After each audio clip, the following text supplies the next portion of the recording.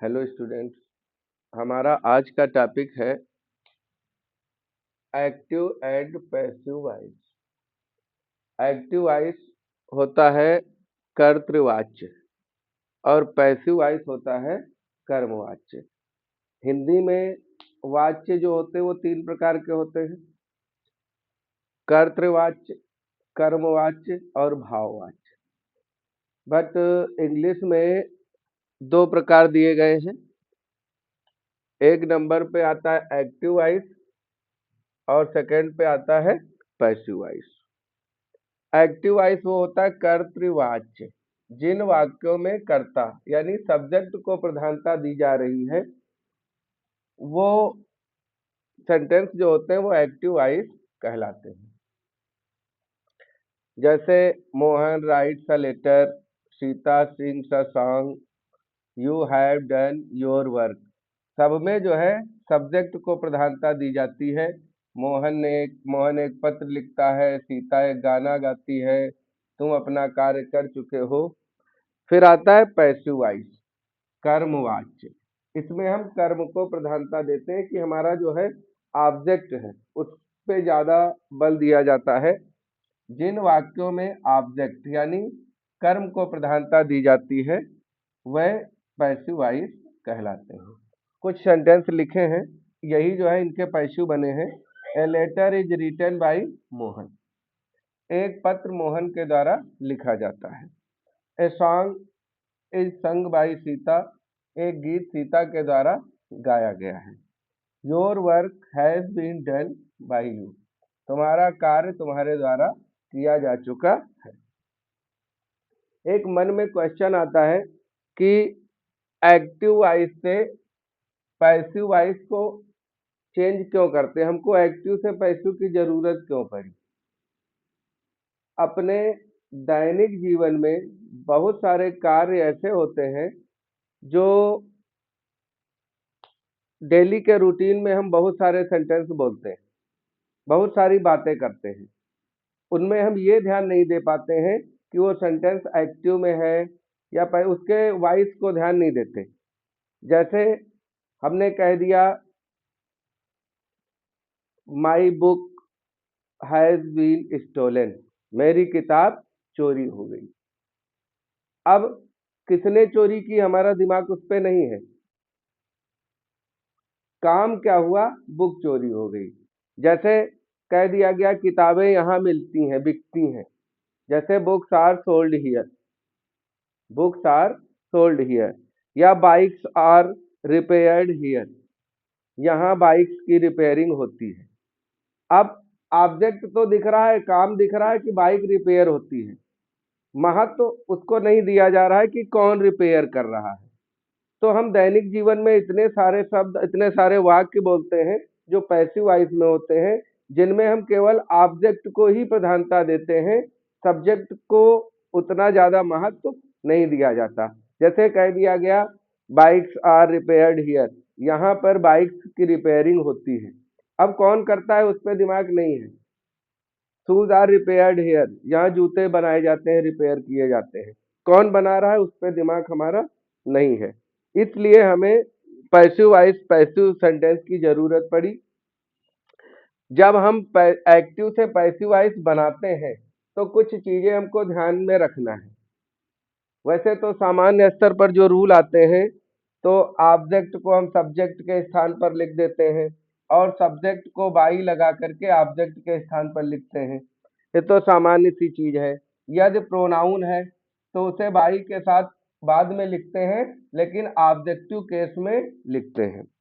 और मेन चीज ये होती है कि हम टेंस के अनुसार हेल्पिंग वर्ब लगाते हैं और उसके साथ मेन वर्ब की थर्ड फॉर्म लगाते हैं। कई बार ऐसी चीजें आ जाती हैं कि हम सब्जेक्ट और ऑब्जेक्ट को चेंज ना भी करें, सेंटेंस पैसिव में है, उसमें हम ये देखते हैं कि अगर हेल्पिंग वर्ब के साथ मेन वर्ब की थर्ड फॉर्म लगी है तो फिर वो सेंटेंस जो है पैसिव वॉइस में है। ये कुछ रूल्स हैं, पहले इनको नोट करो, इसके बाद आगे के रूल देखते हैं।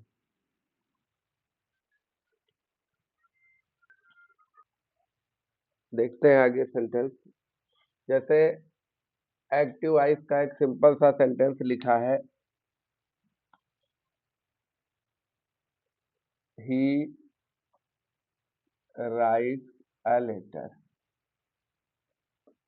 अब जब हमको ये पैसिव वॉइस में बनाना है इसे, तो हम क्या करेंगे, एक सामान्य सा रूल होता है कि हम ऑब्जेक्ट को देखें, ऑब्जेक्ट क्या है। तो he writes a letter simple सा है, अ लेटर ऑब्जेक्ट है, तो ये लेटर को हम पहले ले आएंगे, तो क्या हो जाएगा, ए लेटर। अब हेल्पिंग वर्ब जो आती है हमारी, हेल्पिंग, उसके अकॉर्डिंग हम बी फॉर्म लगाते हैं वर्ब की, तो इसमें क्या हो जाएगा, ए लेटर इज। अब यहाँ पर आ जाएगी ये मेन वर्ब की थर्ड फॉर्म, तो क्या हो जाएगा, रिटेन।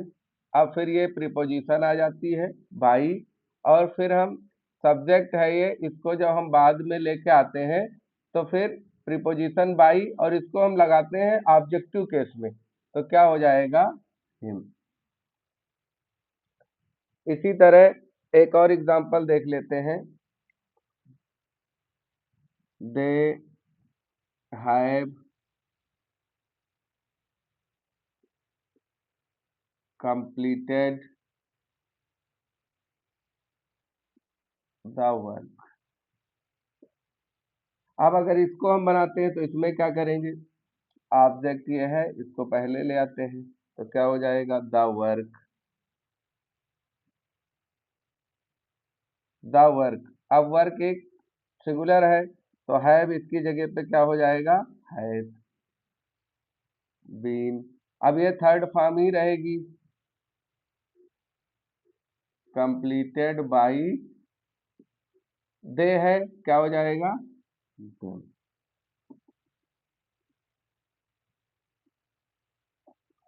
अब स्ट्रक्चर क्या बनता है, सामान्य सा जो हम स्ट्रक्चर बनाते हैं एक्टिव से पैसिव बनाने का, तो पहले हम एक्टिव वॉइस का स्ट्रक्चर देखते हैं क्या होगा।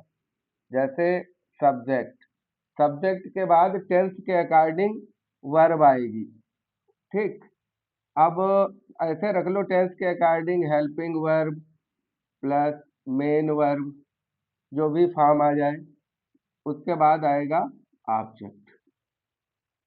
लेकिन जब हम पैसिव वॉइस का सेंटेंस बनाएंगे तो ऑब्जेक्ट जो होगा वो पहले आ जाएगा मोस्टली सेंटेंसेस में, और फिर इसके बाद जो हेल्पिंग वर्ब है वो टेंस के अकॉर्डिंग यहाँ पर लगेगी बी वर्ब, और इसके साथ में आएगी मेन वर्ब की थर्ड फॉर्म। फिर इसके बाद अब हमें सब्जेक्ट लेके जाना है, तो इधर आएगी प्रीपोजिशन,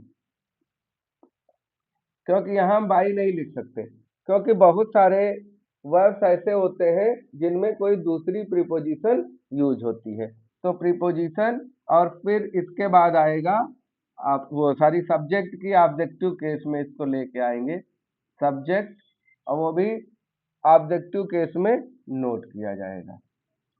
ये रूल नोट करो, फिर आगे का बताते हैं।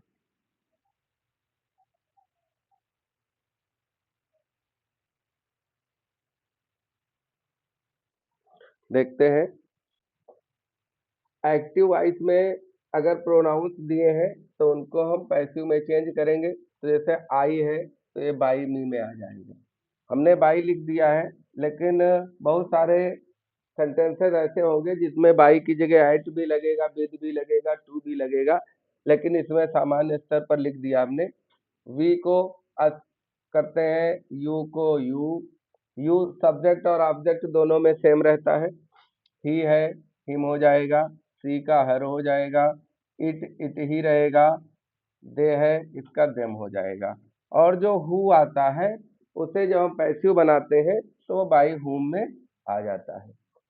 और कुछ आते हैं विदाउट एजेंट वाले, इसमें जैसे हम सब्जेक्ट की जगह पे प्यूपिल दिया है, समवन दिया है, सम बॉडी दिया है, या एनी बॉडी है, ये अस्पष्ट करता है, इनका प्रयोग पैसिव में हम नहीं करते हैं।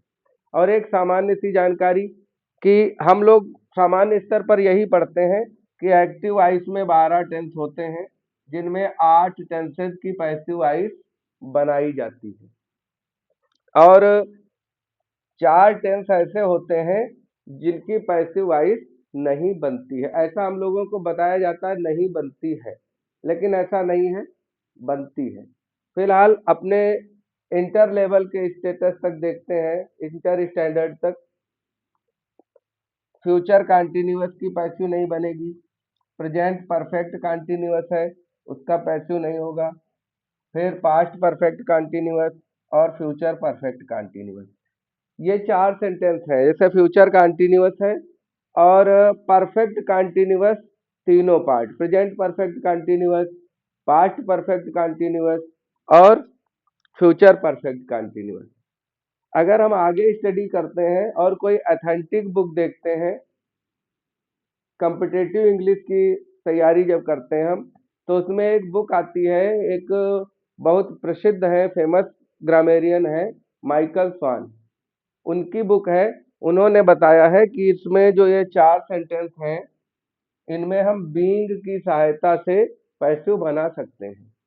बट मॉडर्न इंग्लिश में बहुत कम यूज देखने को मिलता है, तो हम लोग पैसिव जो है 8 टेंस की पैसिव बनाते हैं। आगे फिर कभी कोई लेक्चर होगा, उस बुक से कराएंगे, तो ये 4 सेंटेंस जो सारी 4 जो टेंस है, इनकी भी पैसिव किसी लेक्चर में करवा दी जाएंगी। तब तक आप ये सारी चीजें नोट करें और आगे के रूल्स देखें।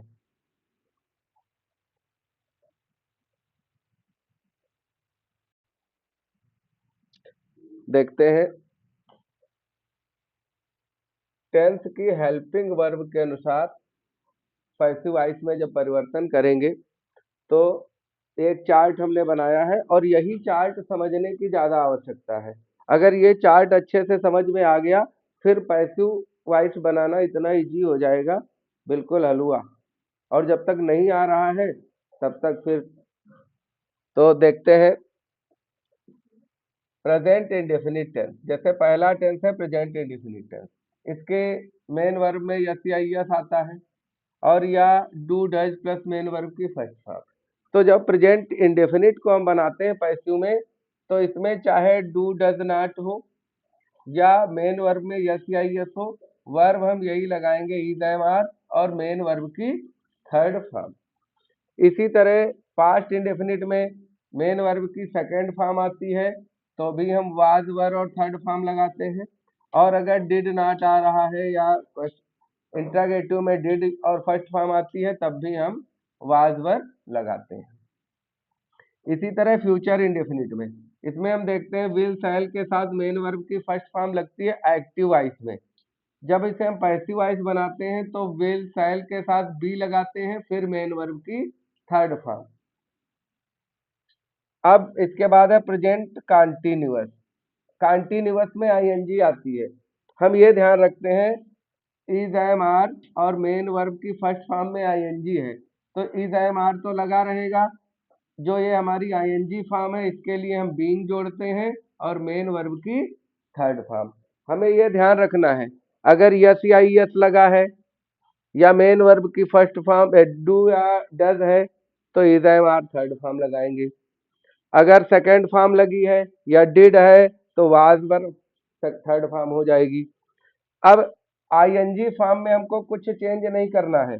देखो इज एम आर यहाँ भी है, यहाँ भी है, दोनों में is am are was were लगा है। आईएनजी के लिए दोनों में बीइंग लग गया, मेन वर्ब की थर्ड फॉर्म। तो जहां पर आईएनजी फॉर्म है, वहां पर हम बीइंग लगा देंगे। अब आईएनजी फॉर्म वाले दो ही टेंस हैं, एक है प्रेजेंट कंटिन्यूअस, एक है पास्ट कंटिन्यूअस। इसके बाद आता है फ्यूचर कंटिन्यूअस। क्या आता है? Future continuous. ये हमारा नो चेंज रहता है। रीजन क्या है नो चेंज रहने का? देखो फ्यूचर कंटिन्यूअस की हेल्पिंग वर्ब देखते हैं, विल शैल बी, यहाँ एनजी फॉर्म लगी है। अगर हम फ्यूचर इंडेफिनिट की पैसिव वॉइस देखें, तो इसकी जो है बी फॉर्म आएगी, विल शैल बी। तो जो वर्ब यहाँ आ रही है इसमें कंटिन्यूअस में, वही यहाँ पे लगी हुई है पैसिव में। ठीक, तो फ्यूचर कंटिन्यूअस अगर आईएनजी आ रहा है विल शैल के साथ, तो ये नो चेंज होगा। प्रेजेंट परफेक्ट, पास्ट परफेक्ट और फ्यूचर परफेक्ट, ये बहुत इजीएस्ट वे में चेंज होते हैं, क्योंकि हमको समझना यहाँ क्या है।